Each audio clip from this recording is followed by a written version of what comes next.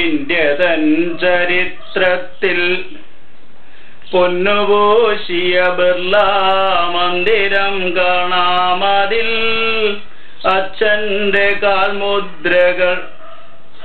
അവിടേക്കൊരു തീർത്ഥയാത്രയായി പോകാം നമ്മൾക്ക്. അതിലുൾ ചേർന്നിട്ടുണ്ടാം അച്ഛന്റെ നിശ്വാസങ്ങൾ.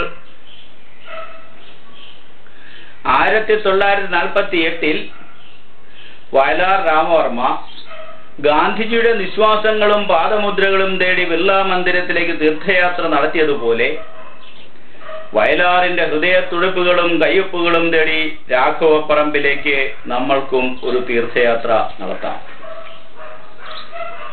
കലയും സാഹിത്യവും കക്ഷിരാഷ്ട്രീയത്തിന് അതീതമായിരിക്കണമെന്ന് വിശ്വസിക്കുന്ന ഏതൊരു മലയാളിയെയും അകലെ നിന്നു തന്നെ ആകർഷിക്കപ്പെടാൻ മാത്രം അരുണാഭയുള്ളതും കുറച്ചുകൂടി അടുക്കുമ്പോൾ നറുമണം പകരുന്നതും ഉള്ളിലേക്ക് ചുഴിഞ്ഞിറങ്ങുമ്പോൾ പൂന്തേനുള്ളതുമായ മലയാള മണ്ണിന്റെ ചൂടും ചൂരും സൗന്ദര്യവും തന്നിലേക്ക് ആവാഹിച്ചു വിടർന്നു വിലസുന്ന പുഷ്പങ്ങളാണ് വയലാർ കവിതകൾ.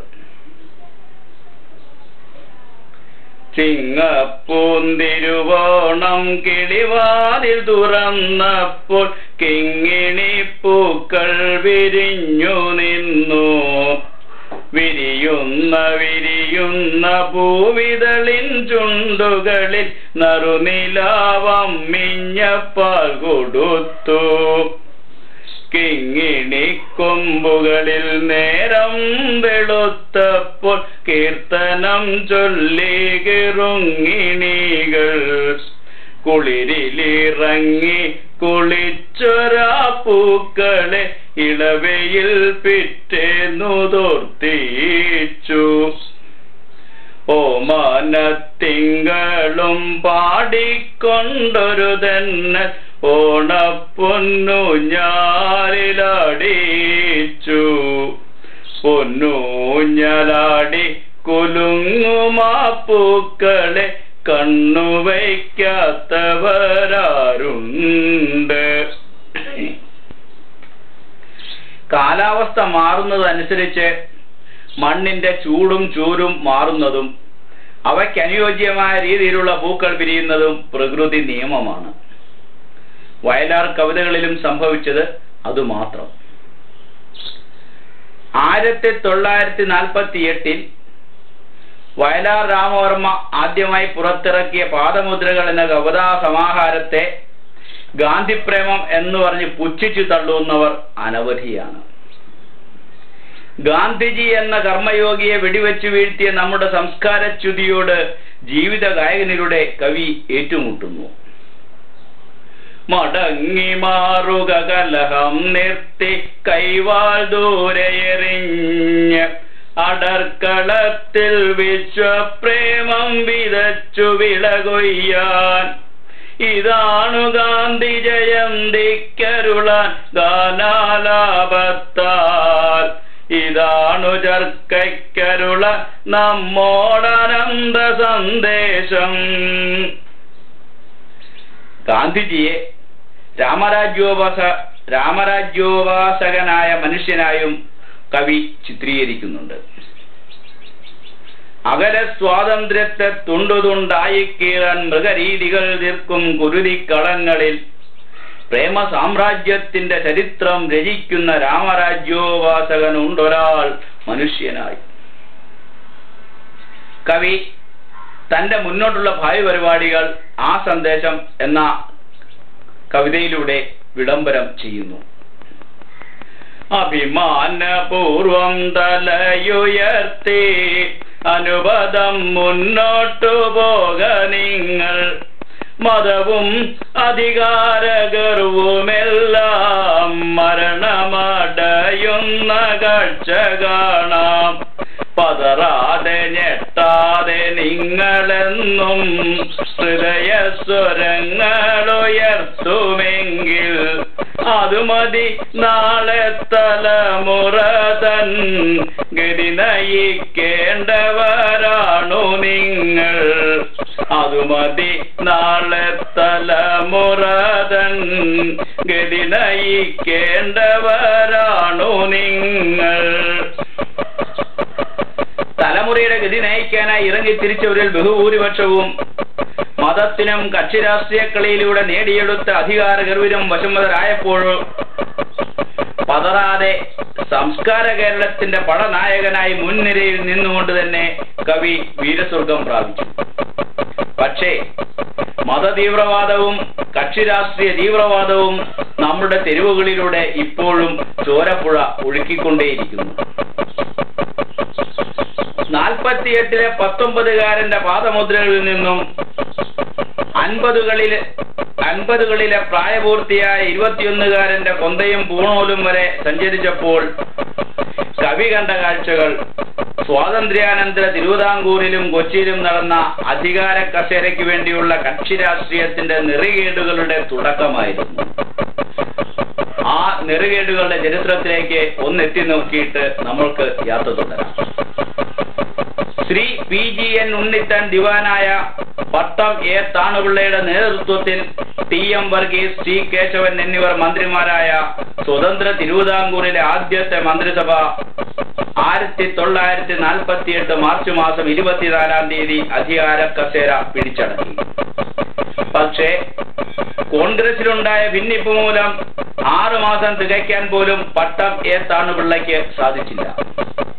48 ഒക്ടോബർ 22-ാം തീയതി കാലാവധി പൂർത്തിയാകാതെ സ്വതന്ത്ര തിരുവിതാംകൂറിലെ ആദ്യ മന്ത്രിസഭ രാജിവെച്ച് ഇറങ്ങിപ്പോവുകയും TK നാരായണപിള്ളയുടെ നേതൃത്വത്തിൽ പുതിയ മന്ത്രിസഭ അധികാരത്തിൽ ഏറുകയും ചെയ്തു.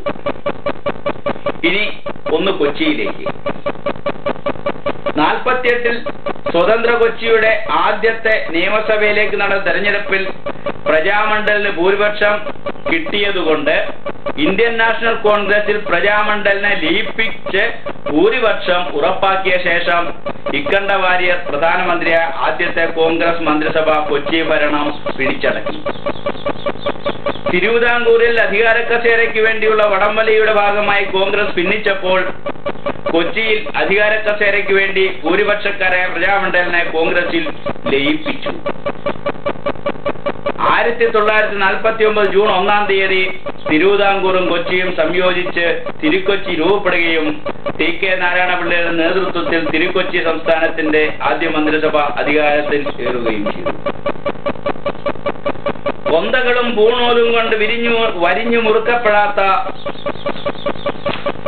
മാനവ ഭാവനകളുടെ ജീവിത വിള കൊയ്യുവാനായി കുണ്ണുപിടിച്ചൊഴുകുന്ന വന്തുകാരന്മാരെ അകറ്റി നിർത്തി നിരവധി ശതവർഷങ്ങളായി പാഞ്ഞുകൊണ്ടിരിക്കുന്ന നിമിഷ കുതിര പുറത്തു കയറി കുതിച്ചു പാഞ്ഞ് നൂറ്റാണ്ടുകളായി തളച്ചിട്ടിരിക്കുന്ന അടിമച്ചങ്ങലകളെ തരിതരിയായി പൊട്ടിച്ചടർത്തിയെടുത്തുരുക്കിക്കാച്ചിയുണ്ടാക്കിയ പൊന്നരിവാടുകൾ ആൺപെണ്ണടക്കം എല്ലാവർക്കും വിതരണം നടത്തിക്കൊണ്ട് 1950-ൽ കൊന്തയും പൂണൂലും എന്ന കവിതാ സമാഹാരത്തിലൂടെ 21-ാം വയസ്സിൽ വയലാർ രാമവർമ്മ തന്റെ സർഗശക്തിയായ അശ്വമേധയാഗം ആരംഭിച്ചു. പക്ഷേ ആ യാഗം മുഴുമിപ്പിക്കുവാൻ കഴിയാതെ 1975 ഒക്ടോബർ 27-ാം തീയതി കവി കാലയവനികയ്ക്കുള്ളിൽ മറഞ്ഞു.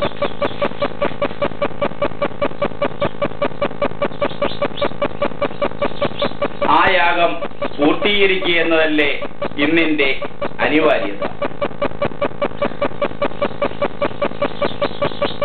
ഇതു കണ്ടോ മാത്രമല്ല അഴിമതികളറുത്തെറിയാൻ പുതിയൊരു ജീവിത ശാസ്ത്ര ഖഡ്ഗം വരികയാണിനി ഞങ്ങൾ കൊന്തകളും പൂണൂലും വിരിയാത്ത മാനവ ഭാവനകൾ പുതിയ യുഗത്തിന്റെ സന്ദേശവാഹകർ പുതിയ സംസ്കാരത്തിൻ ഗായകന്മാർ വഴിവക്കിൽ നിന്നൊന്നു മാറുക ഞങ്ങൾക്കു മുഴുമിക്കാനുണ്ടെന്നൊരശ്വമേധം വഴിവക്കിൽ നിന്നൊന്നു മാറുക ഞങ്ങൾക്കു മുഴുമിക്കാനുണ്ടെന്നൊരശ്വമേധം.